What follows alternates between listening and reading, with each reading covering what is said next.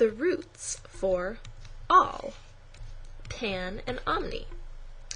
So pan means all, every, or entire.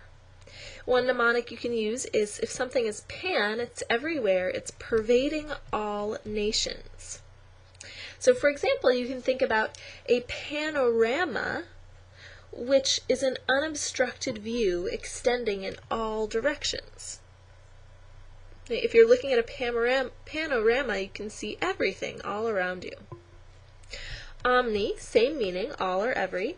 The mnemonic here, kind of a long one, over the masses, national and international.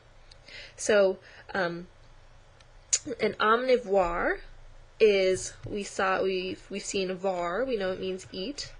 So an omnivore is someone who eats everything. Right? The over the masses, national and international, made me, I guess I was thinking more of, let's do the Omni words first actually. These other SAT level Omni words are kind of more about like having power over the masses or knowledge of them. So if you're omnipotent, you have all the power. You have unlimited power over the masses, national and international. Omnipotent. Something that is omnipresent is everywhere, right? It's everywhere, nationally, internationally, everywhere. Someone that is omniscient is all-knowing. They know everything about everybody. So this is often used to describe, say, the narrator of a book. If it's a third-person narrator, right, often that narrator is omniscient. They know everything about what's going on in the minds of the characters. So they know everything over all the masses of people in the book. Let's go back to pan now. So pan, pervading all nations, all, every, or entire. So a panacea is a remedy that cures all diseases. It just kind of cure all.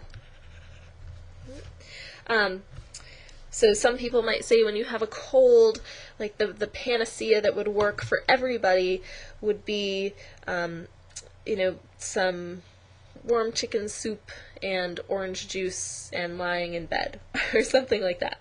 A pandemic, you'll notice we're getting into red words here, negative words. A pandemic, it's an adjective, usually, and it just means general or universal or widespread, but it's a negative because it's usually used to refer to a disease. So when a disease is pandemic, it is general, it's widespread. For example, HIV is pandemic in Africa especially. It's widespread throughout that continent. It can also, I've heard it used as a noun, so HIV is a pandemic, is a general widespread disease. Pandemonium, the story behind this one is really interesting. You can probably see demon in here. And pandemonium is actually a word that an author made up himself. The author's name is John Milton. He wrote Paradise Lost, and Paradise Lost takes place in heaven and in hell, and he wanted a name for the city that would be the capital of hell. And he decided Pandemonium should be the name of that city because it means all demons, and all demons are in hell. So somehow, the word first appeared in Milton's book, which I believe was written in the 1700s, and somehow over the next couple centuries it has morphed. So now pandemonium just means an uproar or a chaos, where everything is in a tumult, everything is sort of crazy. So that's how the word has developed over time, which is kind of interesting. But originally it just meant all demons. Now it means an uproar or chaos.